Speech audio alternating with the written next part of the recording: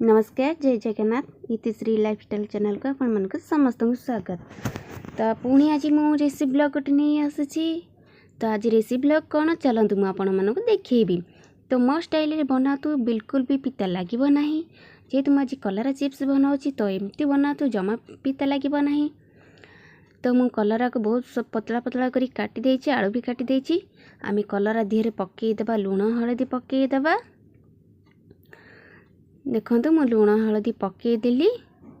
आते आम आ कौन सब पकेबा चलतु देखा। मुझे लंका गुंड ऐड कली। आपणकर जी राग दरकार आपण मैंने से राग देवे। तो देखो मुझे कि अल्प टिके माने टिके अल्प बेसन देली, बेसी बेसन देली अल्प बेसन देली।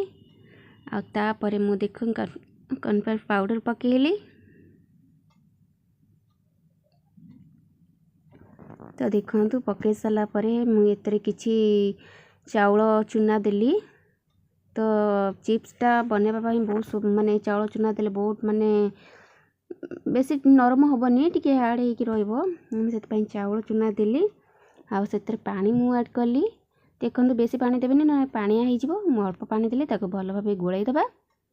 तो देखो मु भल भाव गोलैदेली। बर्तमान रेडी हो गला। एपटे आम कड़ाई तेल पकई तेल देइथिली। तेल अलरेडी गरम हो सारानी। आम ताकू कलरा गोलिकी रखिदेवा। कलरा को आम गोटे गोटे करके छाणीबा। तो देखो मु सबुतिक देनी एक संगे। देखो जी कर जगह हम से पकेली कलरा दे सारापर आम देख ताकू नौटी दबा। आ किसी समय छाड़ीदबा। जेहेतु कलराटा सीझे नथिली कंचारे मु करुची तो टिके हवापाई टाइम तो लगे। तो देखो वर्तमान कलरा आमर पूरा प्रस्तुत हो गला। कलरा चिप्स एमती बना तो बिल्कुल भी पिता लगे। जो मैंने कलरा खाऊना बाध्य है कि खाइबा को बाध्य हेबे। देखो पूरा रेडी हो गला कलरा चिप्स।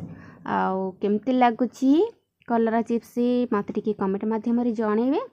चलो आमे बर्षी जावा खाइबा पाई।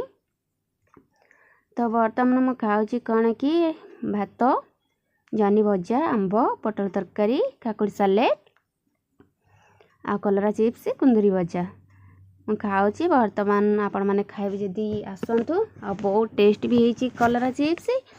पूरा एमती बना तो बहुत भल लागिबो। पुणी देखा नेक्स्ट ब्लॉग रे। आ टिके चैनल को सपोर्ट कर दियंतु। बाय।